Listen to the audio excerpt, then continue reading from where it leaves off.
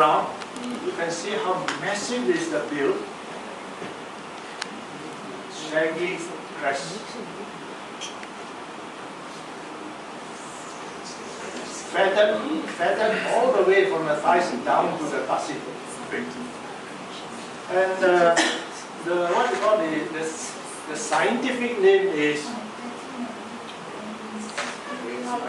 Pithecophaga jefferyi, after the name Jeffrey who first found it. But Pithecophaga comes from the Greek term. Pithe means the monkey. Phagos, eat or devour. And that is why they say it's a monkey-eating eagle, original name. Then later on the Philippine government changed it to the Philippine Eagle because they designated it as a national bird.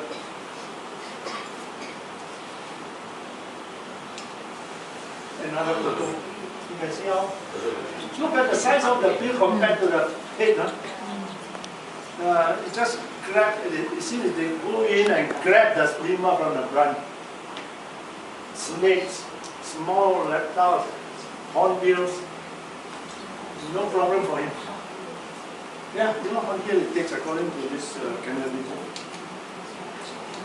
This is the Philippine hawk eagle. I've changed now. This hawk eagle is also an endemic.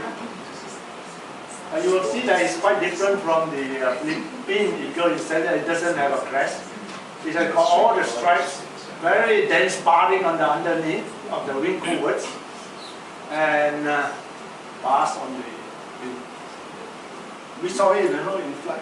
I think we'll take saw also once. Did you all? It's a much smaller bird than the Philippine. It's smaller, yes. It's just a hawk eagle. As the name says, like hawk eagle, medium inside between the hawk and the true eagle. So just about that only.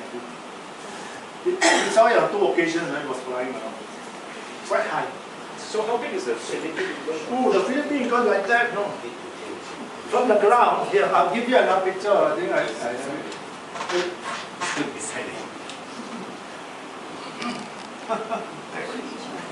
This is at the end of the session coming down. You know what? Deleaching. You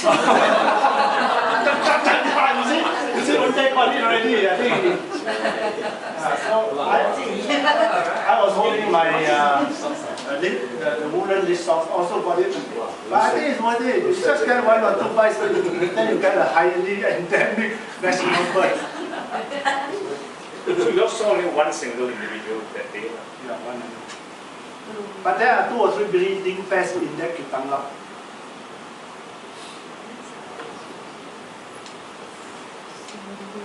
I like the conservation issues.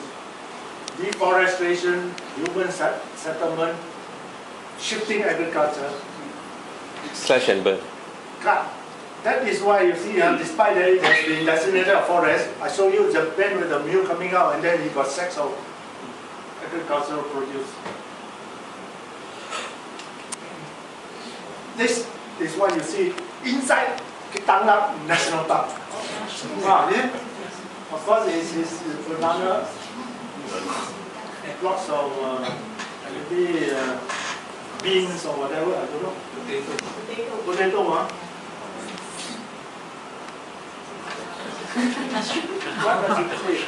On the ground. You see the potato there. It's like, Where? This one, huh? Yeah, okay. Another view. I think we see the same thing in Sulawesi also when we went there. Sulawesi, designated park. Mount Kerinci in Sumatra, we see the same thing. So I think we should not let that dismay us too much. We have got to accept it that poor farmers will always encroach.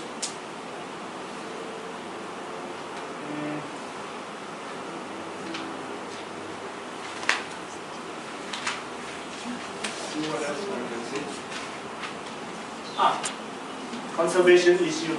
The decline of forest cover in the Philippines. Wow. In 1990, we had 70% forest cover.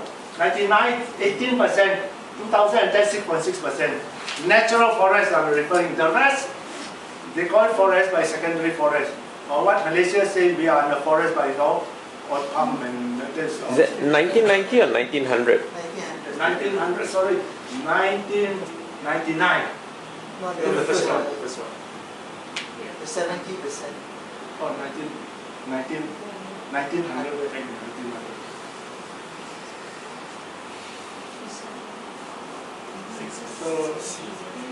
So conservation is a serious matter for them. The sad part is that if you are talking about conservation of the Philippine eagle, with this kind of forest disturbance to the habitat, and viewed against the breeding biology of the Philippine eagle, I think the picture is rather dismal.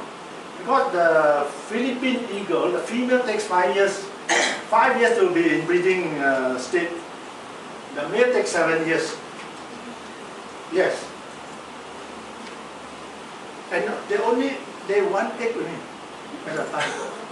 One egg. And after breeding, after hatching that egg, it will require 12 months.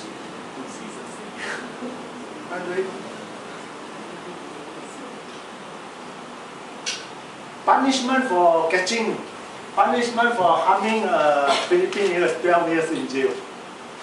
That is the protection you receive. But unfortunately, you don't have to hunt the bird. You just cut his forest. It's just like that. So I really very concerned that if we don't see it very soon, you might find that even in Mount Kitangak, the 3 pairs might just dwindle to 1 pair. It's a matter of time. You know, the degree of how do you call it? Control, the supervision of the forest is not there though. When we were up there, we didn't see any ranger, and despite the fact that it's supposed to be protected. Back to the breeding biology of the Philippine eagle.